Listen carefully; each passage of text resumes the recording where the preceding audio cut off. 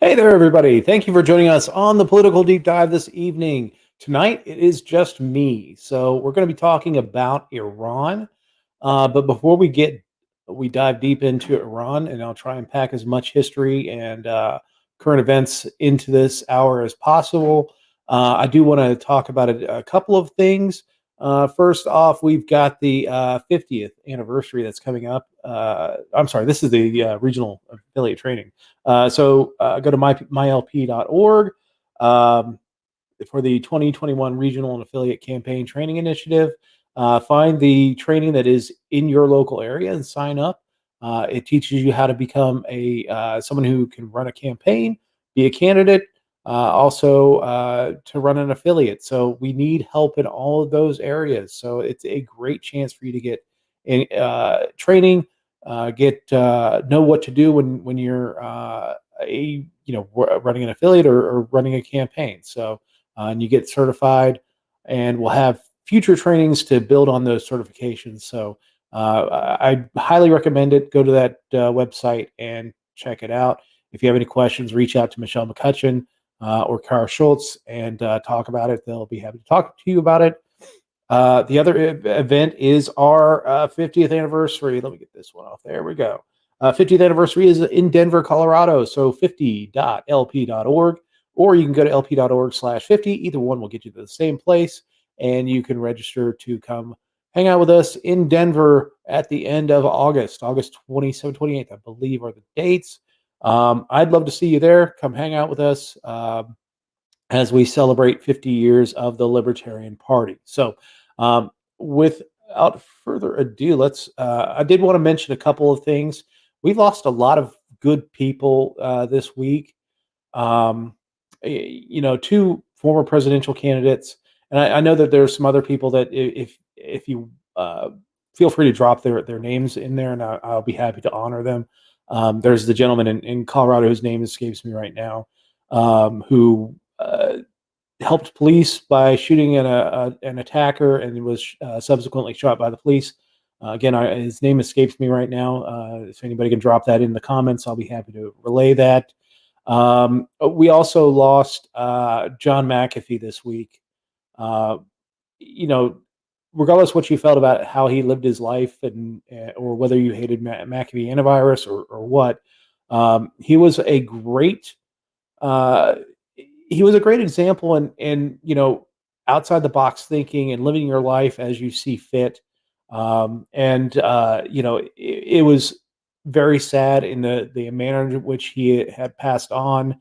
Was being extradited by the United States from Spain by the United States, and his family are in my thoughts.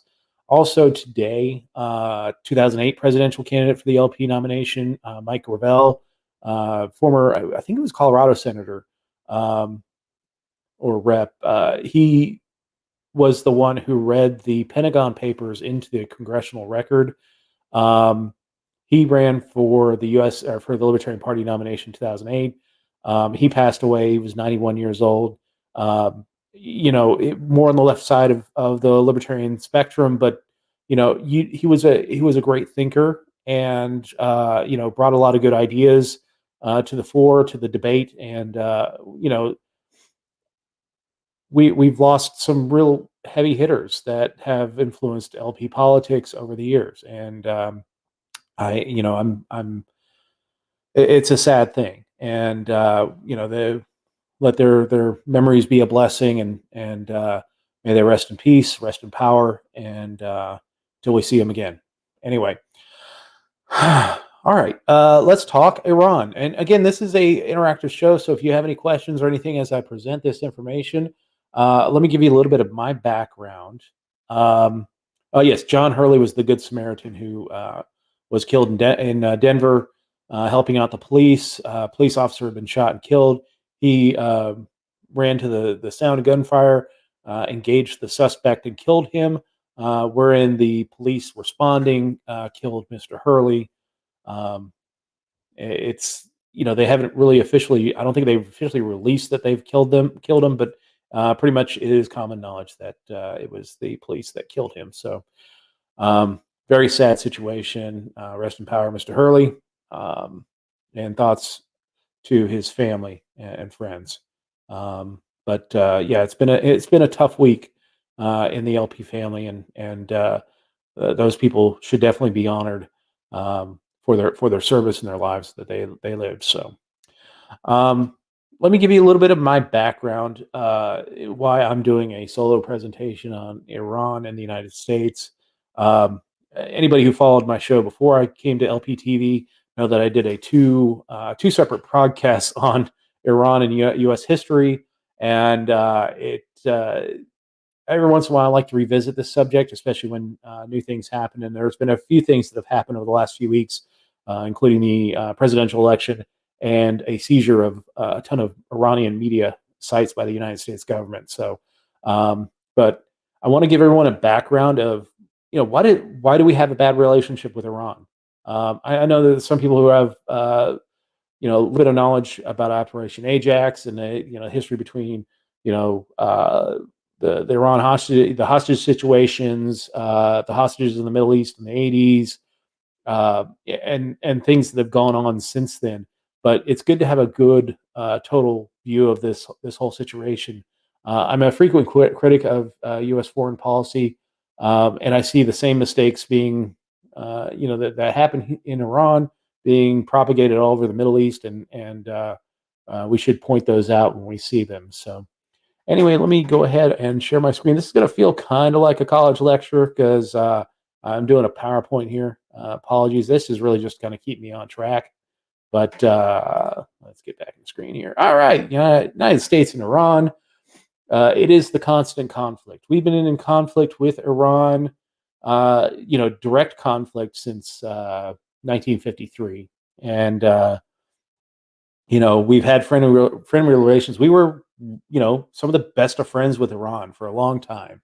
Um, but that relationship definitely is soured, and it affects our foreign policy now. So let's talk about some background here with this. So the basic background is that Iran, in the 1800s and early 1900s, uh, were kind of a toy passed back and forth between the UK and Russia, eventually the USSR. Um, you know, Basically, balance of power politics is that these main countries like Britain, Germany, France, Spain, um, Russia would try and influence the politics of, they have suzerain states, and Iran was one of them. And it was really between the UK and Russia. And so the UK and Russia would, interfere in Iranian politics. At this point, the country is run by the Qajar dynasty. It had been run by the Qajar dynasty, the Qajar family, since about 1750 or so. Um, uh, Persia, as the country is known at this time, is a long dynastic kingdom that it stretched back nearly 2,500 years at this point. And this is just the current family that was running it was the Qajar family.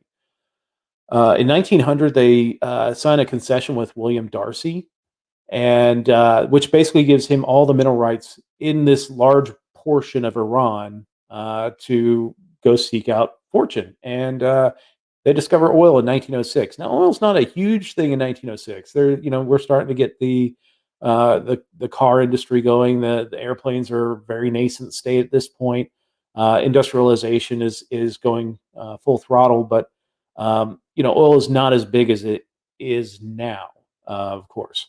And but the oil concession that William Darcy signs with the Iranians, the Persians at this point, the Qajaris, he is basically the profit, the profits that his company, which would eventually become the Anglo-Iranian or Anglo-Persian Oil Company, which would later become the Anglo-Iranian Oil Company, which will later become BP, uh, would only give the Iranian 16% after profit of the share of the profits. So it was a very bad deal. And as they go into World War I, where oil now becomes kind of a big thing, and it fuels some of early machines that are fighting this battle. And so without this oil, the Brits and Russians are not as able to fight. Now the Brits and Russians are friends at this point, kind of. Um, at this point in the war, again, the 1917, the Russians fall out. They have the revolution. The Soviets take over, and they kind of step back for a little while, and the Brits really take control of the situation in Iran. Um, in the after interwar period, after World War One, and so the Iranians were eventually able to force out the Russians with the assistance of the British. The Russians weren't giving a ton of resistance at this point, but they just wanted to, basically have control over the entire country. And one of the people that was involved in doing this was a guy named Mohammad Reza Pahlavi. It's the proper pronunciation of that, the Pahlavi dynasty. Um, he is a great help to the Brits in getting the Russians out. And because the Qajaris are so weakened, the Shah at that time flees to Europe, and the Brits help install the Pahlavi dynasty with the help of the Iranian Majlis, or the Persian Majlis, which is the constitutional legislative body. Um, Pahlavi begins to kind of expand his mind as far as who he should be working with in the world. He doesn't want just one country being, the only one he deals with.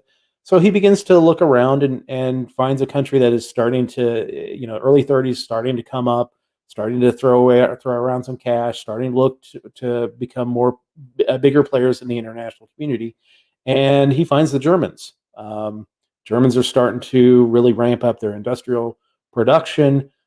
They're looking for partners on the international stage, and Mohammad Reza Pahlavi, or Mohammad Reza Shah, as he's called, because he's the Shah, the king of Iran.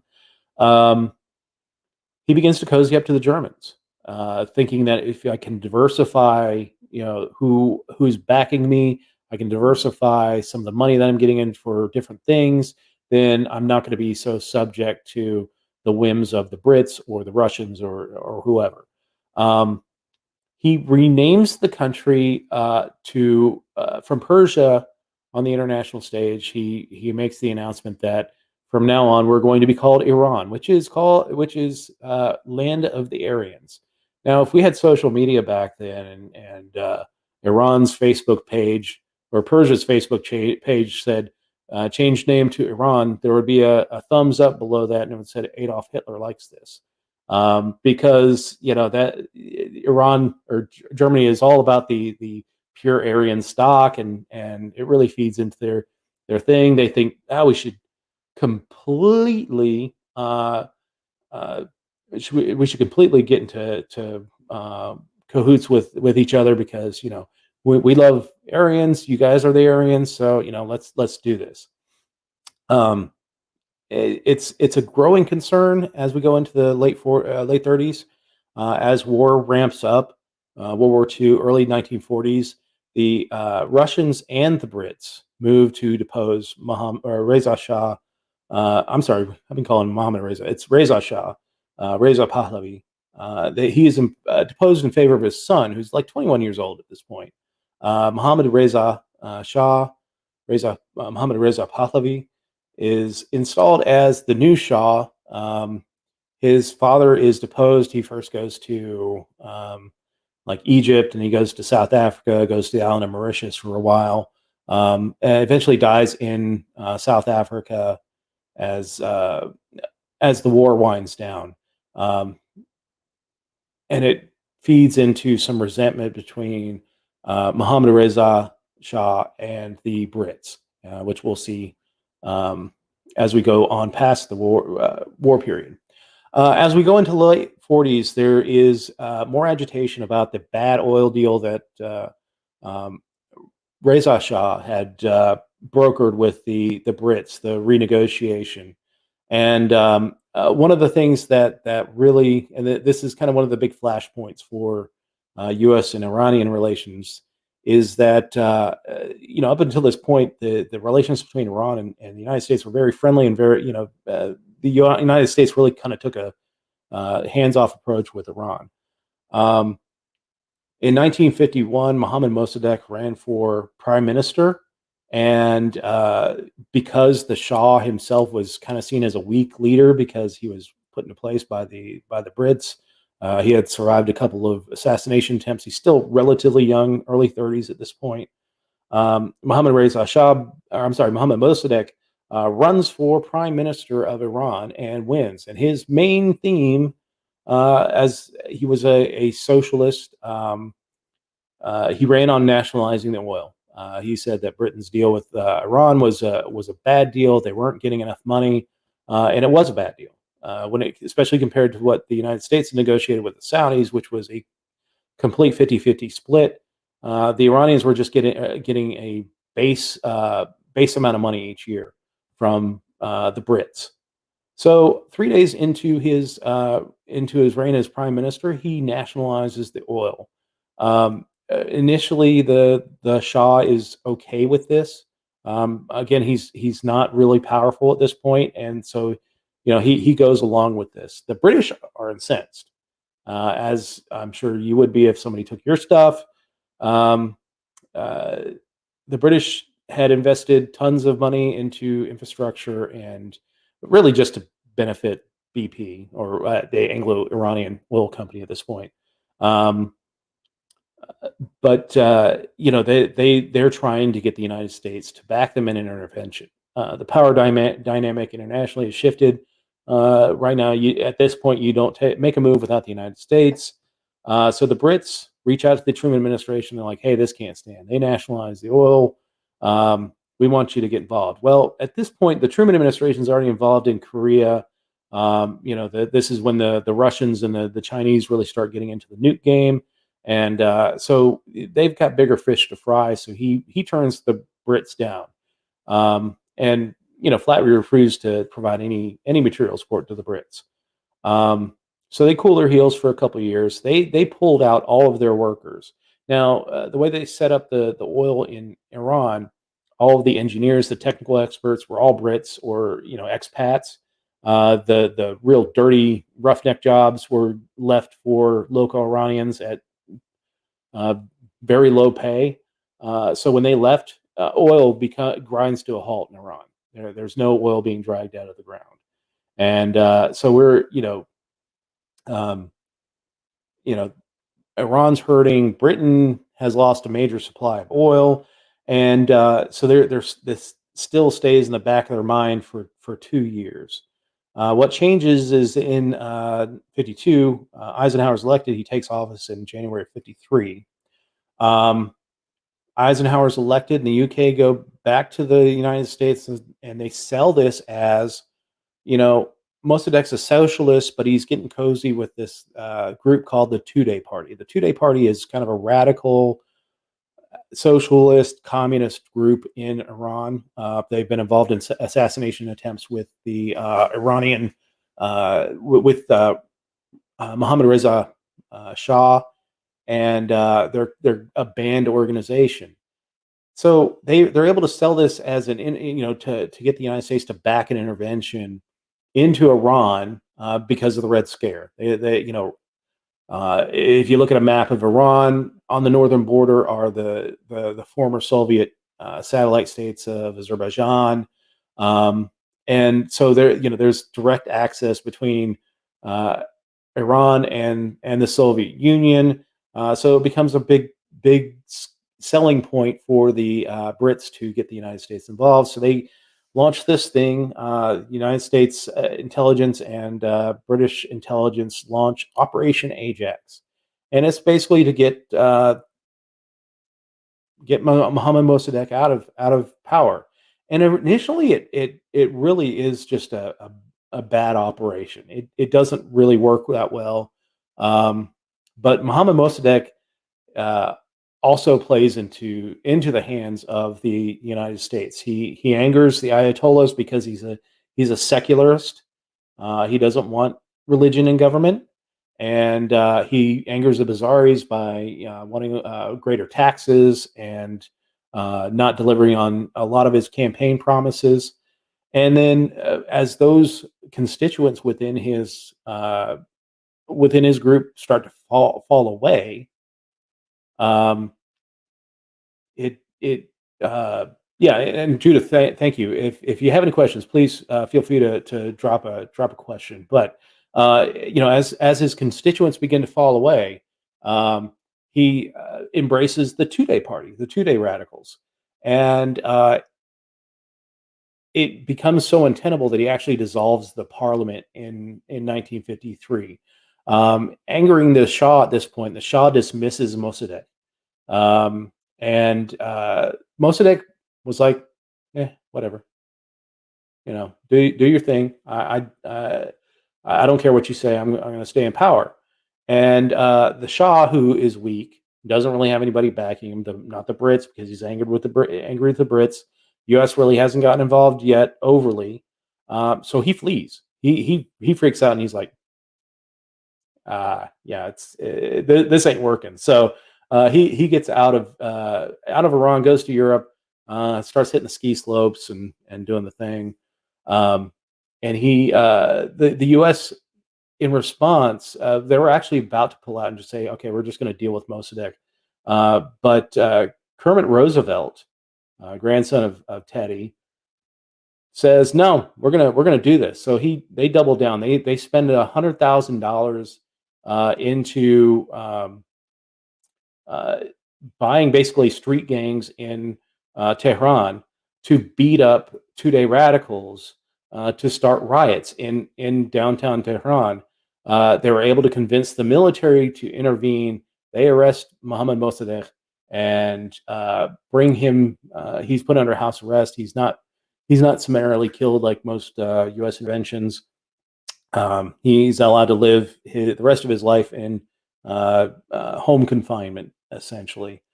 The U.S. actually had to go back to Europe and beg the Shah to return. The Shah was like, "I'm done with this place. I'm out."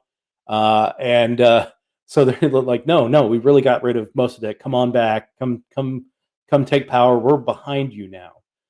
So now the Shah now is starting to feel his oats, because he's like, all right, I've got somebody backing me now, and it's the United States. It's the big dog on the block. So he is emboldened. He begins to take absolute power. Now, I'm coding through a lot of history here. There's a lot of things, a lot of minutia that I could get into, but I'm going to cut through about 20 years of history here in this slide. The Shah is emboldened. He creates this group called Savak, which is the secret police. And the Savak is created with U.S. and Israeli and intelligence support. This is a flashpoint of why does Iran hate the United States, and why does Iran hate Israel? Part of it is Palestine when it comes to Israel, but part of it is because of what happened with Savak. Savak becomes a really brutally repressive secret police in Iran.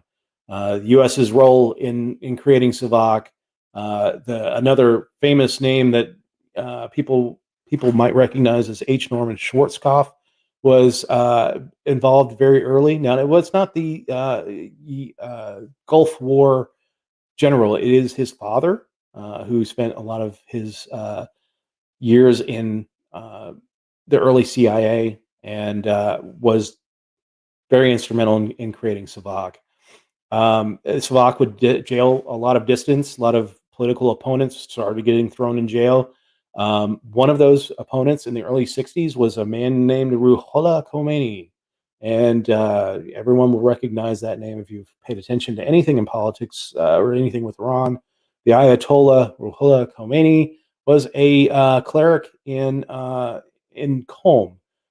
He blamed Mohammad Reza's father for killing his father, and he frequently wrote op-eds denouncing the Shah, and he finally runs afoul of the Shah and gets thrown into jail. The number of political prisoners that are sent to prison require that they build a new prison built with German, I believe it's East German assistance. Evin Prison is open, and no, it was Western. I'm sorry, because they were U.S. suzerain. Uh, it was the West Germans built Evin Prison, which is still open to today. And if you are in Iran and you get told that you're getting sent to Evin Prison, you better be scared, because that is one of the worst places on this earth that you can get sent. The stories that come out of that place are harrowing.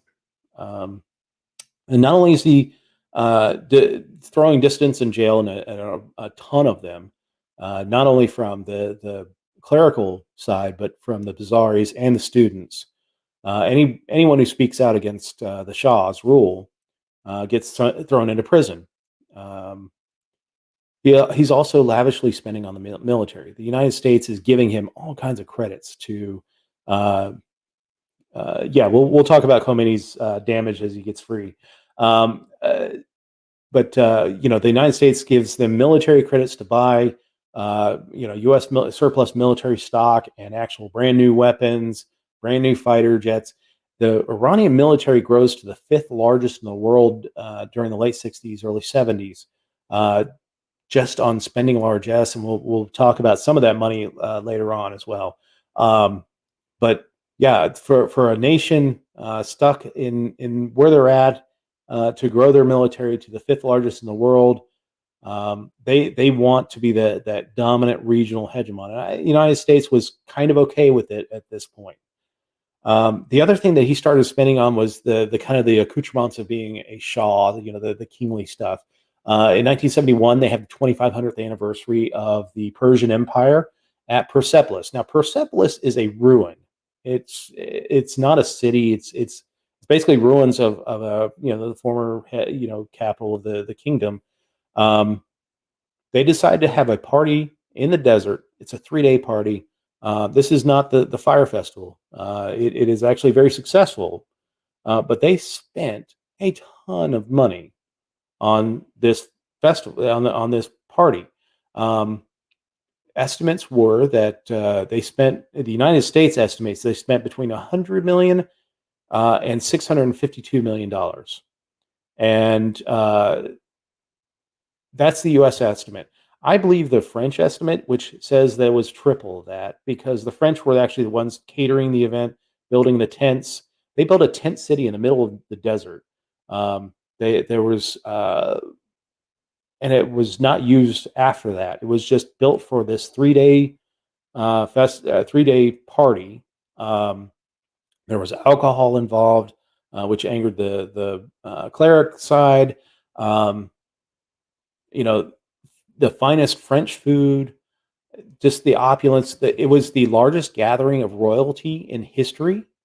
Um, and if you're taking the French version of it, they spent almost $2 billion on this party in 1971.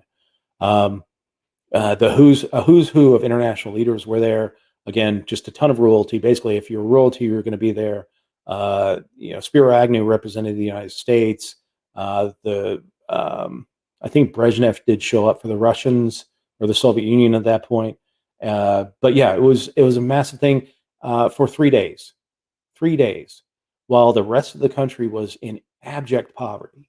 Um, there was a small group of people that really benefited off of the Shah's reign, but the um, uh, average everyday American or Iranian was struggling. When they talk about people living off of $1 a day, it's not like you get at the beginning of the day you get $1 and you're like, well, if I save it for a couple of days, I can get it, something decent. No, that's basically all the stuff that you have in your life kind of equals up to about $1 a day. It doesn't mean that you get $1 a day, and that's really what they were living on, despite this opulent outlay of wealth for this 3-day event. This starts to feed into a lot of resentment with the Shah. Again, Ayatollah Khomeini is released from prison at this point, and he is sent into exile in Iraq. He first settles in Karbala, which is a holy city in the Shiite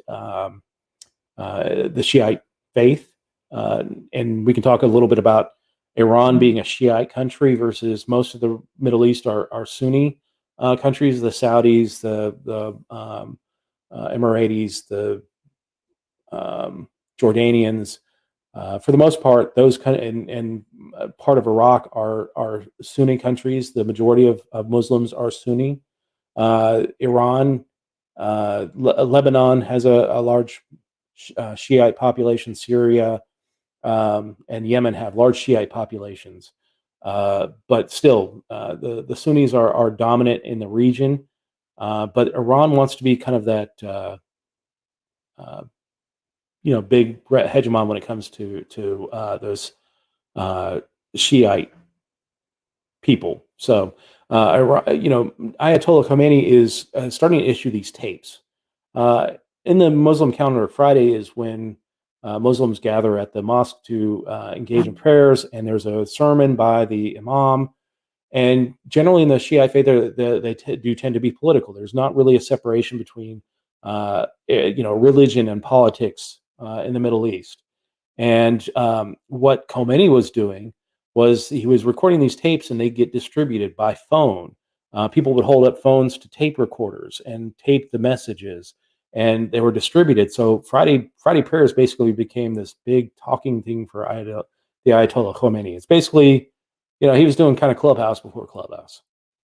Um, the other thing that happens for the Iranian for the Shah is that he's diagnosed with cancer in 1974. Um, uh, Evidently back then, I mean, what he had was treatable early on when he was diagnosed, but he did not want to leave Iran. He was paranoid. He had hubris. He thought that the Iranian doctors could take care of him. Eventually brought in some French doctors. Yes, Judith, it was definitely before cellular service. Let me get some questions. Uh, let's see. Anglo-Zionist empire is done for. China's industrial process. Yeah, I mean, you could say that it's still going to take a while before China really gets to assert their dominance. If nothing happens, there's still some issues within China when we talk. Their population, whether they're really committed to the idea of that the China Communist Party is really dealing with. Um, so we'll see.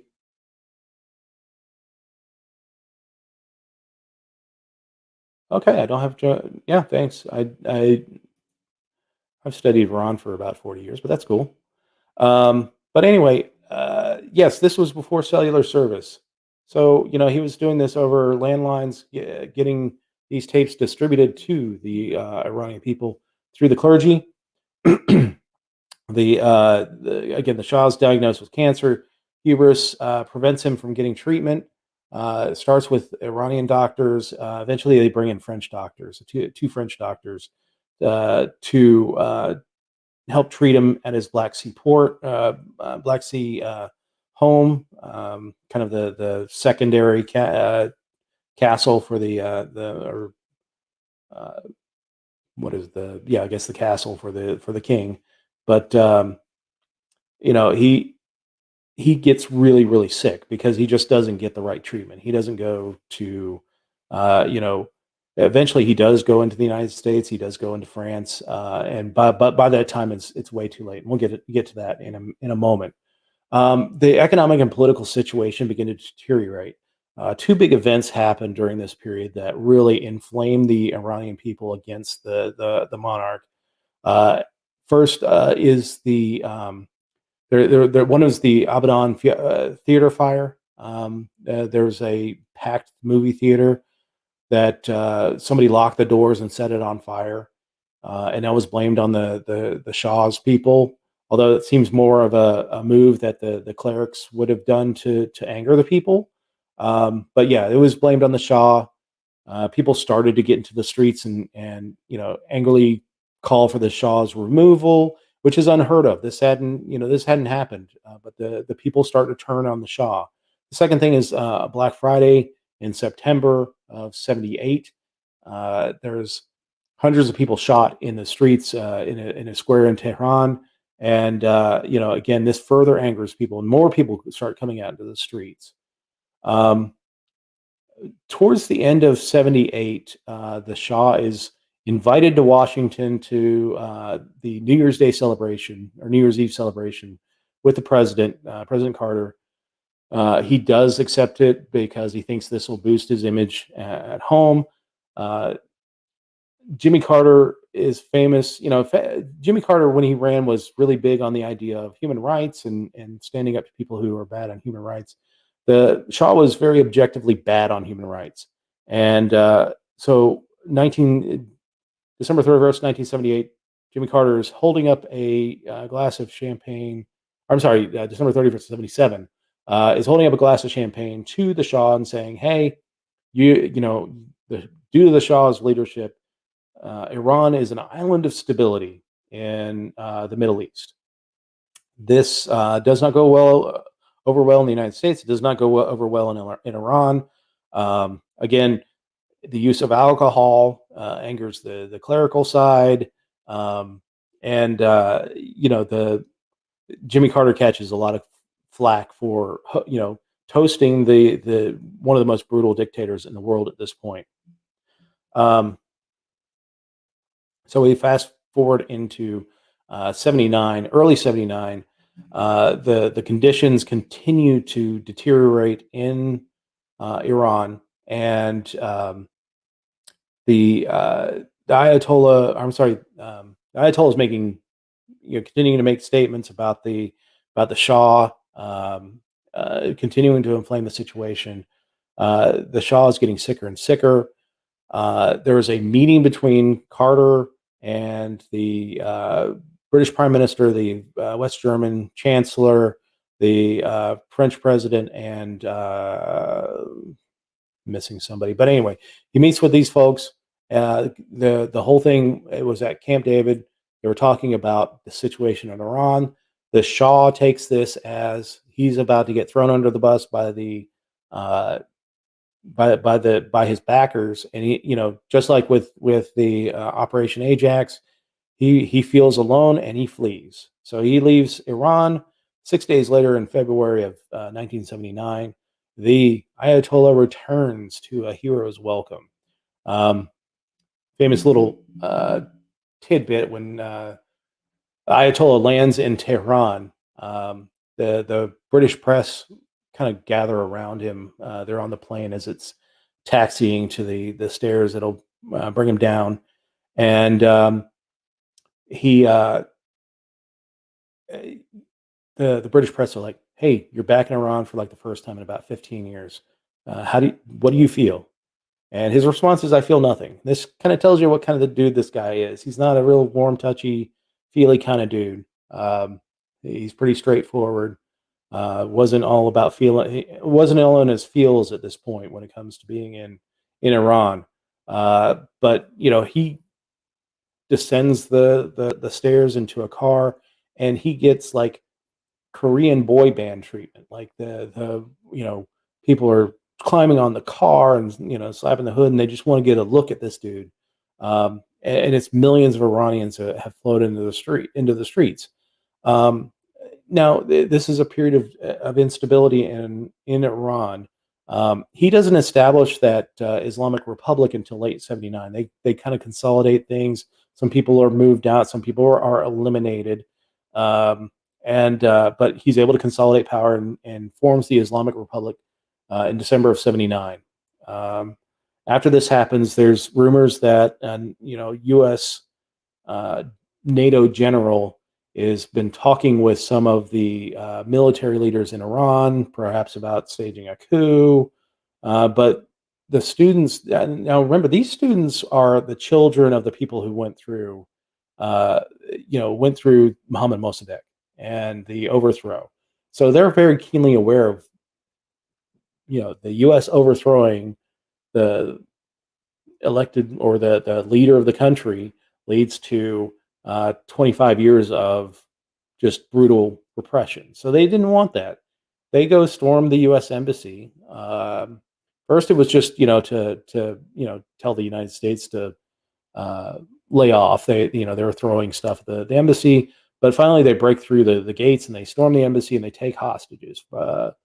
I believe about 44 hostages. I'm sorry, 54 hostages were taken, and anybody who was alive at that point can tell you that was a 444-day crisis that you know we were subjected to every day. We were reminded how long the Iranian, the U.S. people were being held prisoner in Iran. Of course, this is the the premise behind the movie Argo. This is all all this is going on at the same time. Uh, the U.S. Television show Nightline begins because of this. Walter Cronkite, the CBS newsman, would say, "Day 356 of the Iranian hostage crisis." Same thing. That the counter was always there. Um, uh, During this crisis, Jimmy Carter authorizes something called Operation Eagle Claw, where a few helicopters are sent in to liberate the hostages. It is a spectacular failure. They don't even get towards Tehran. One of the helicopters goes down in the desert, and some lives are lost. Jimmy Carter looks impotent, not only with the economic issues, but with this. It just contributes to a humiliating defeat in the 1980 presidential election.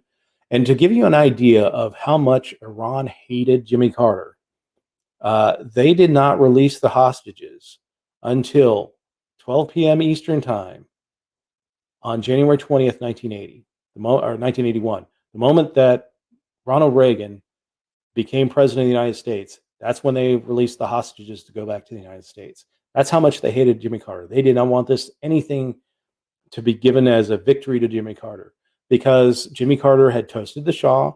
That for a while he was in exile, Jimmy Carter, the Shah was in the United States getting medical treatment. One of the demands of the hostage takers was to return the Shah for trial. Of course, the Shah dies during the middle of this, so that inflames tensions even more. And so we're this is the point where the hostages are returned.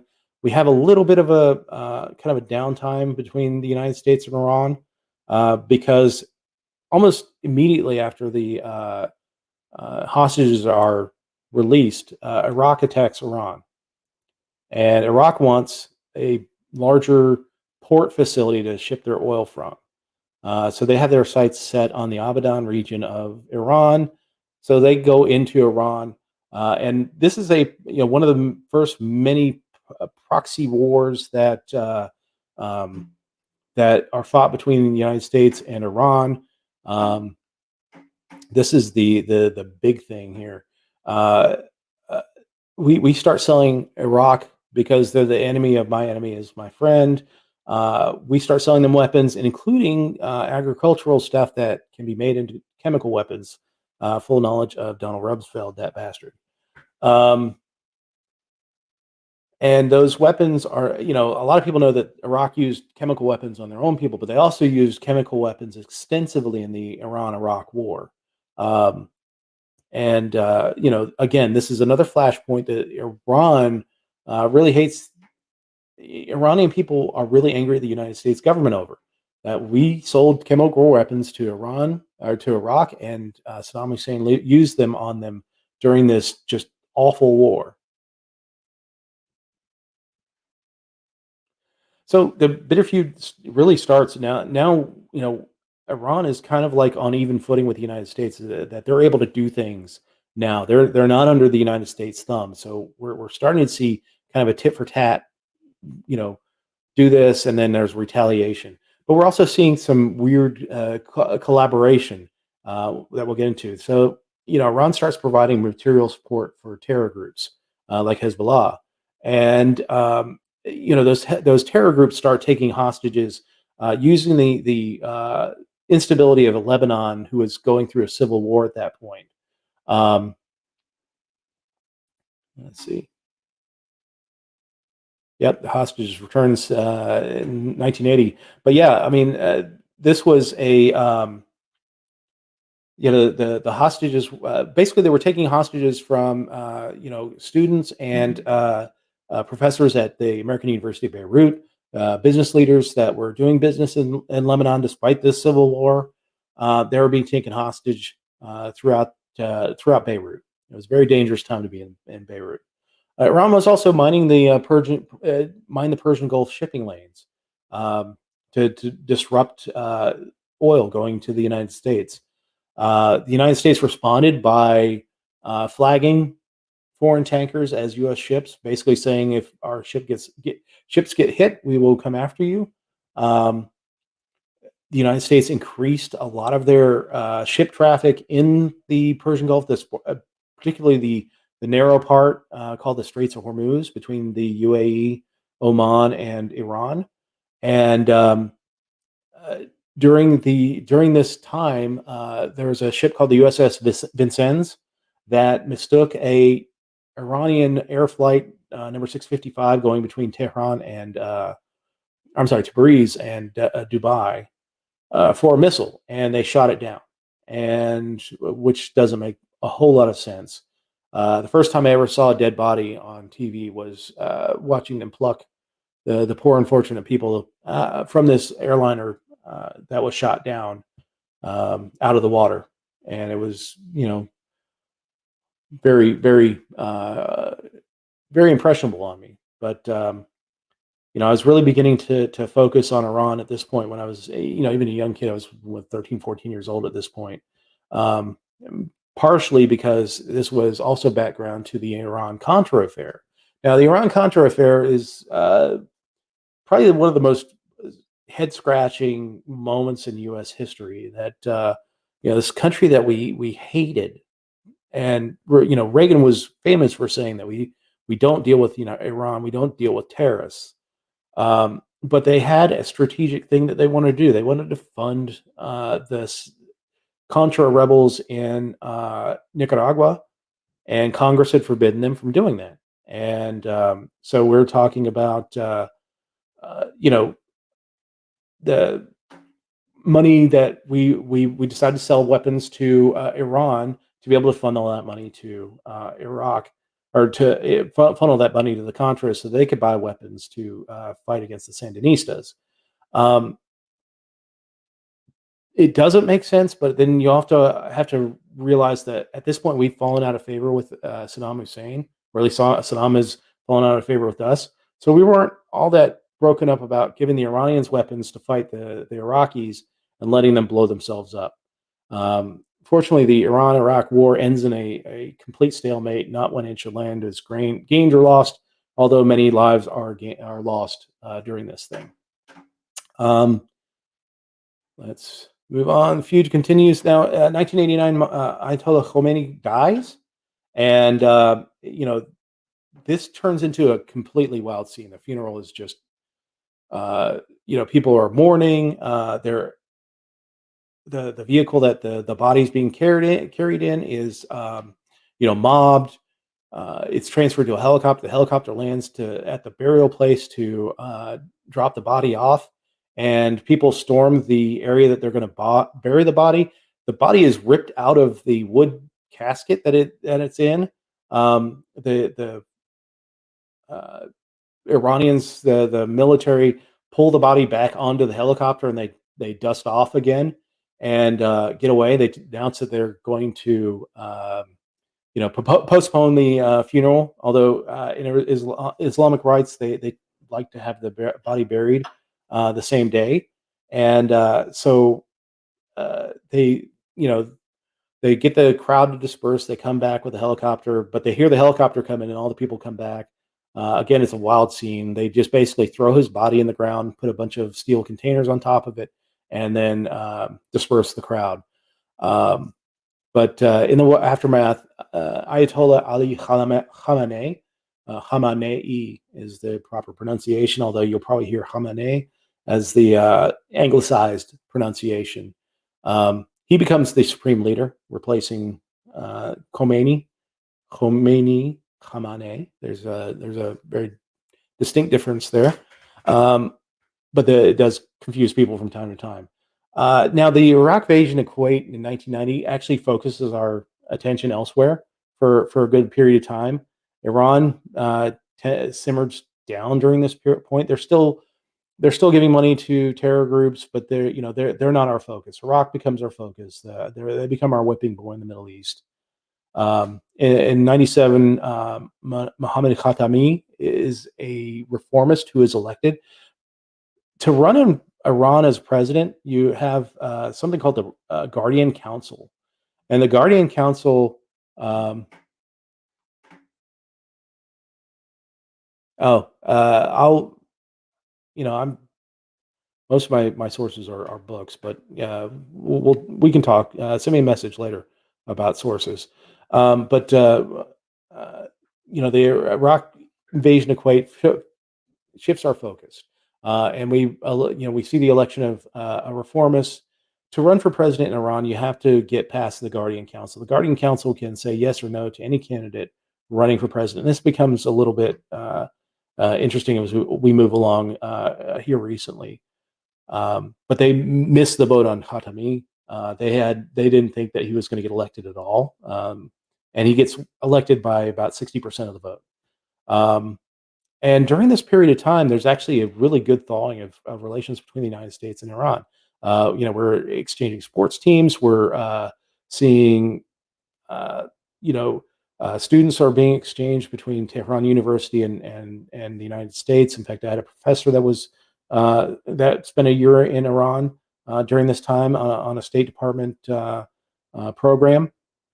Um, there were lots of good things. We're allowing some businesses to go back in there. We're allowing medical supplies to flow back in, and 9/11 happened, and the Iranians mourned. I mean, it was a very outpouring of grief that was shown by the Iranians. And again, remember, the Iranians were not involved in 9/11 at all. This was they're Shiites. The Sunnis were, Osama bin Laden is a Sunni. There was no support from the Iranian regime for this action at all. But February of 2002, George Bush gets up for a joint session of Congress and lumps Iran in with uh, Iraq and North Korea as an axis of evil. Now, remember, we've already gone into war with Afghanistan at this point, but he's signaling that there are these three other countries that he doesn't like.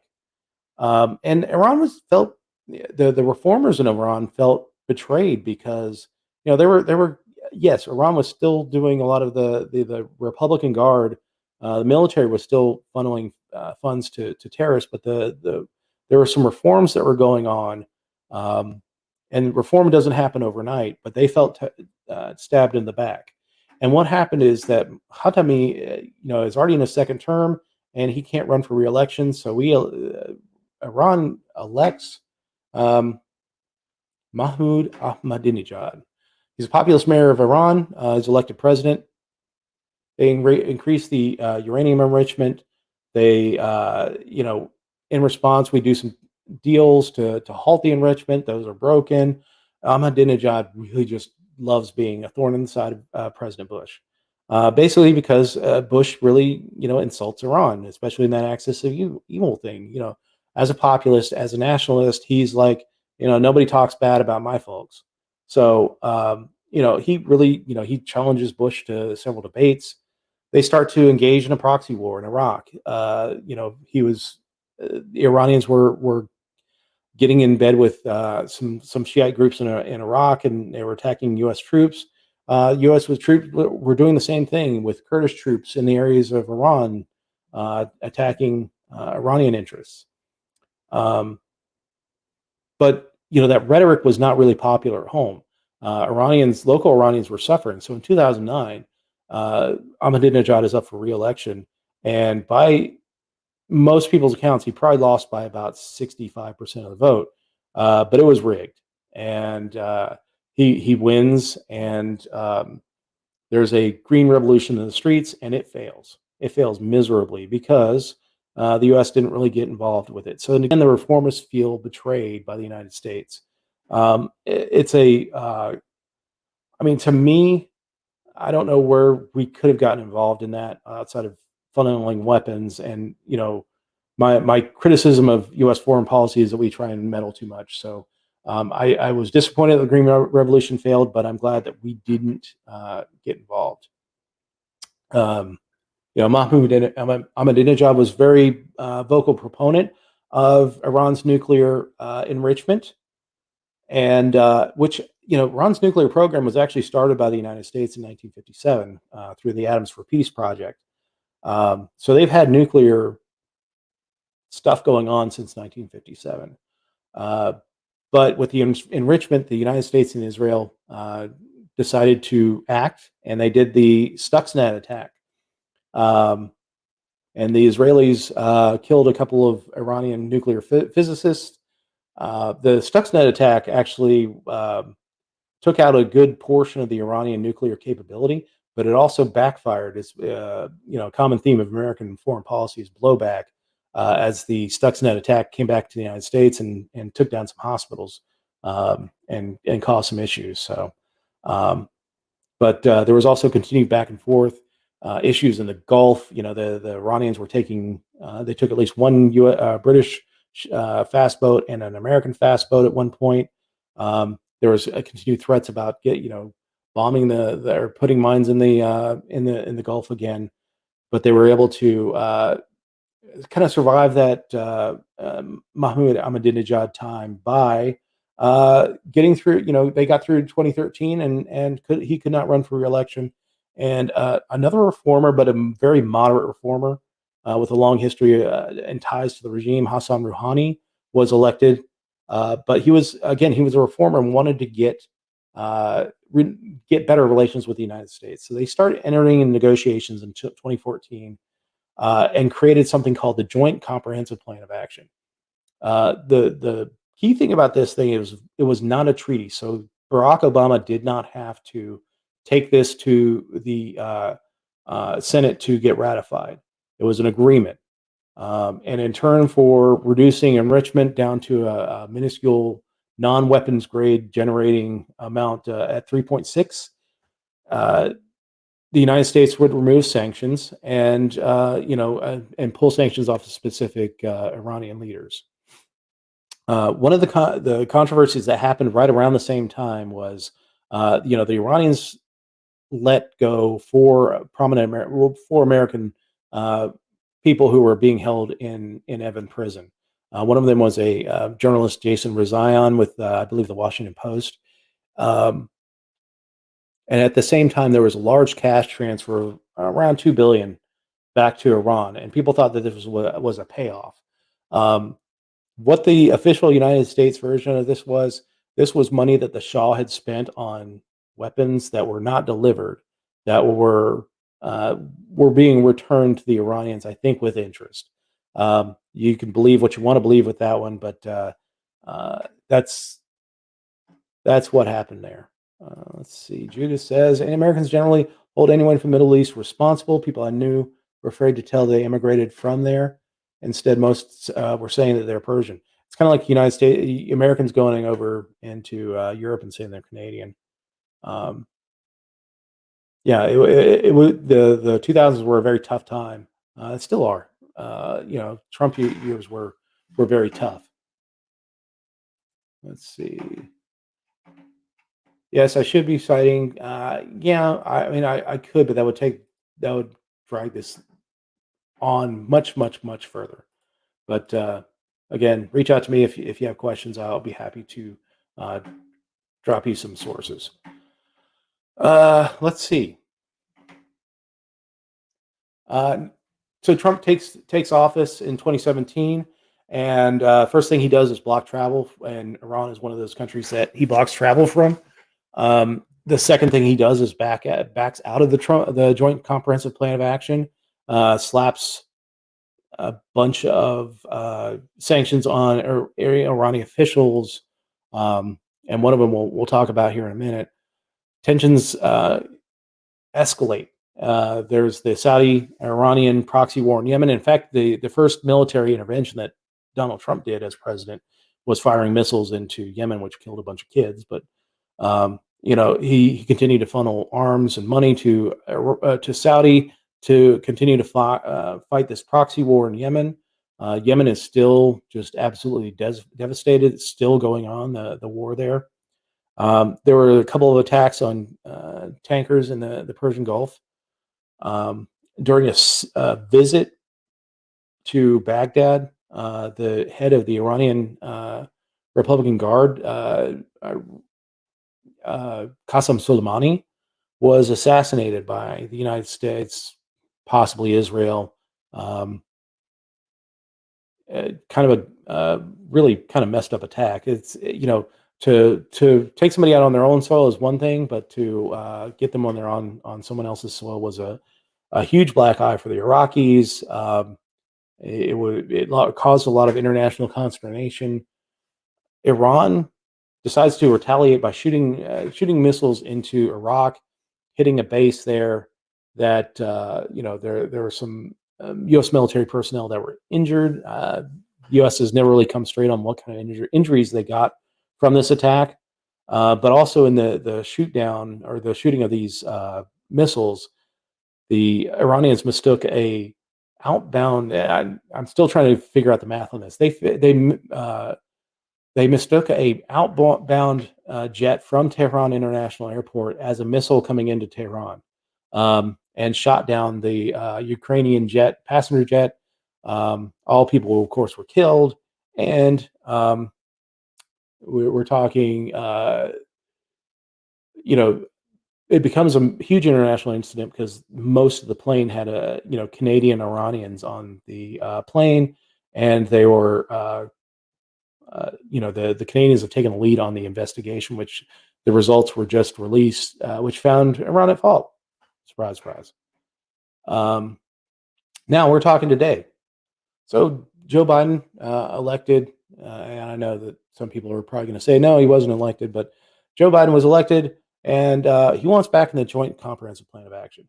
So JCPOA, he wants back in, but he wants Iran to make concessions. Now, this is kind of an interesting thing because the United States is the one that got out of the Joint Comprehensive Plan of Action.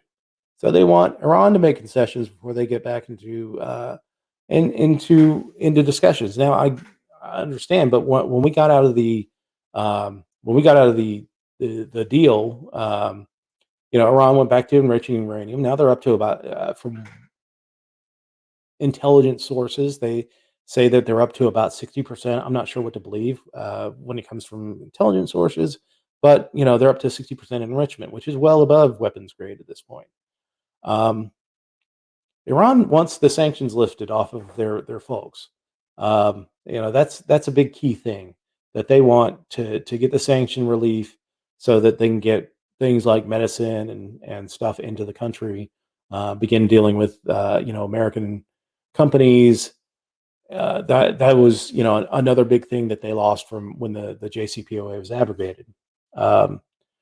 Recently, the United States seized several Iranian media websites for doing misinformation. It was an investigation. They submitted a warrant to an American company that was hosting these websites, and all these websites were taken down and seized. If you ever seen a website seized by the United States, it has that nice the two seals talking about it was seized by the Department of Justice and the Department of Commerce as well as involved in the seizing of these websites. I would be interested to I always try and take a look at this from the Iranian perspective. What if Iranian was the hegemon and they were able to seize U.S. websites, media websites for disinformation? How we would react? And I don't think I would be too happy. I'm sure a lot of people wouldn't be too happy. Although there's some websites that are kind of annoying. But the other big thing that has happened recently, and this was last week, is a gentleman named Ibrahim Raisi, who was their equivalent to the Chief Justice of the Supreme Court, was elected president. He ran in 2017 against Hassan Rouhani and lost, but he was put in place by, put into very lucrative positions to put him into, kind of stage him as the next president. He is a hardliner, and lots of words out there saying that he's a possible successor to Khamenei. And there was lots of accusations, not like the election itself was rigged, but how he got got elected was rigged, and that the Guardian Council threw off a ton of candidates. There are about 4 candidates. Generally, there are a lot more candidates running for president. There are only 4 and very weak candidates. Um, and in fact, the number of blank ballots that were submitted in this election were more than the second place finisher. They were about 14% blank spoiled ballots uh, submitted in this election, and the second place finisher had about 13.8%. That kind of tells you a little bit of level of the disgust of the people of Iran. We're still trying to determine where he stands on the JCPOA talks. He has issued a couple of statements, but we're not sure completely where he stands on whether he wants to get back into this. Um, Again, the reformists are very disappointed. This was the lowest turnout election in Iranian history since the overthrow of the Shah, and I think there was about 49%, which U.S. tends to have lower turnout elections, but we haven't had a turnout that low since the second Clinton election when there was 49% turnout for the United States. So, the reformists are just not turning out now. They don't believe in the reform. They believe, I think they understand that even if they get a reformist in, that the United States is not there to help them out. And, we're shooting ourselves in the foot. So, my takeaways from this and the takeaways I hope you get from this, and again, I get that you wanted references in here. Um, can't put them in the middle of this, but again, reach out to me. I'd love to share with you the information that I've been getting. Iran has every reason to be angry with the United States. Just simple flashpoints in the histories from Operation Ajax to the chemical weapons in the Iran-Iraq War. Um, you know, to the sanctions that they put on the Iranian people, where they don't get basic medical stuff. Sanctions I think are probably one of the worst things that the United States government does, in that they are never really felt by the people in power that they want to put them on. They're felt by the people, and the number of people that have been killed because of sanctions, because they haven't been able to get the medical stuff that they need, is just awful. Iran does. They are once proud country. I mean, they had a 2,500-year empire, and they are kind of relegated. They're marginalized. Again, they don't have access to. They're not able to sell their oil in the open market. They're not able to buy medical supplies. Um, they're completely hamstrung. So, a once proud country is being marginalized by the United States. Um, where it comes into conflict is that Iran does want to be the regional hegemon.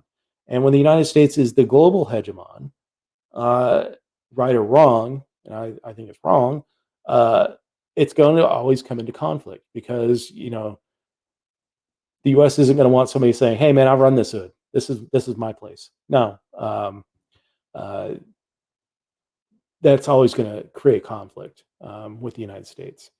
And the United States hamstrung their reformers at every step of the way. Whether it's the axis of evil speech or the Donald Trump jumping out of the JCPOA. He's hamstrung even the most moderate of reformers in Iran, and now we're dealing with hardliners again. And my personal opinion is that the United States has no right at all to demand concessions in an agreement that it had abrogated. If you want to if you want to demand concessions, it should be a completely brand new agreement.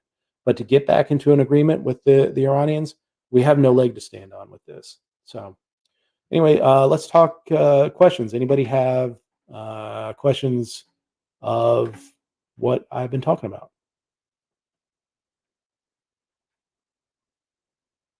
Yep, I see, Adam. Absolutely, definitely something I should definitely add as we go forward. Libertarian Party. Yeah, yeah, I get you. I will do better.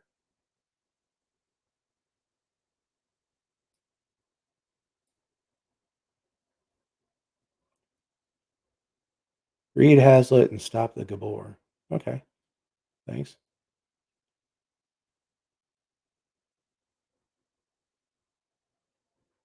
All right, going once, going twice. Okay, everybody. Thanks everyone for joining us on the Political Deep Dive this week. Next week we are off um, for the July 4th holiday. I am actually also celebrating a birthday that weekend, so I will be out relaxing, recharging the batteries. We'll be back in a couple weeks.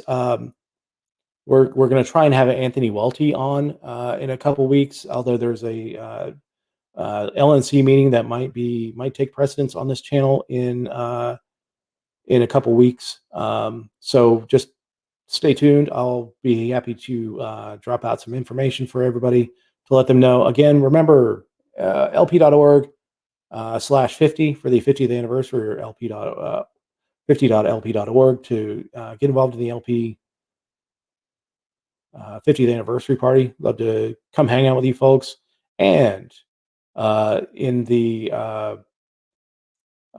LP training, let's get that training out there. Regional affiliate and campaign training initiative.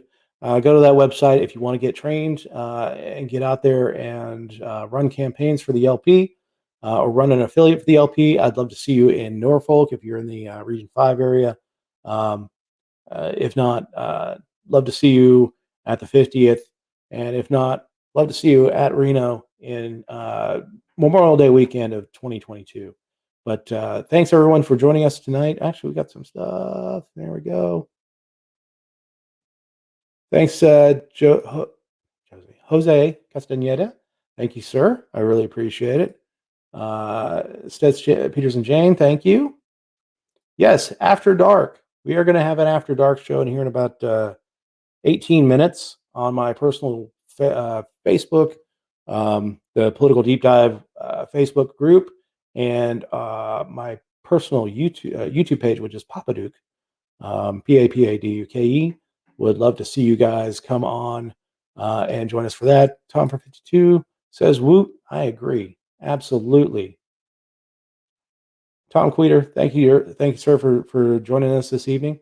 But give it to Tom Queter's campaign. He's running for 52nd. Was a House district in New York. Go ahead and drop your website in there. Tom's a great activist, great voice for liberty in New York, and we love Tom and support him and want to see him get elected to office in New York. So anyway, drop your link in the chat, and I encourage everyone to follow him. Anyway, thanks everyone for joining us this week, and I will see everyone either on After Dark or I'll also be hosting Libertarians at Large on Thursday on my birthday. So come join me. Hey, I got the last name right. Yes, absolutely. I'm sorry about that, Jose. But I'll be hosting Libertarians at Large on Thursday because Eric Raudsep is on his honeymoon. Congratulations to him. Well earned. And I'll be hosting that with Val and Laura Ebke, and I believe Ashley Shade will be joining us that night as well. So anyway, thanks everyone for joining us, and we will talk to you soon.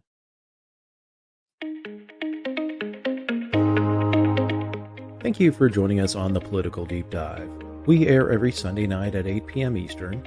You can get regular updates on our show and our guests by following us on social media on Facebook.com/ThePoliticalDeepDive, all one word, on Twitter.com/PoliticalDeep, all one word, on YouTube.com/Papaduke, Papaduke, on Twitch.tv, The Political Deep Dive, all one word, and on Mondays, the audio of this episode is uploaded to SoundCloud.com/ThePoliticalDeepDive, all one word.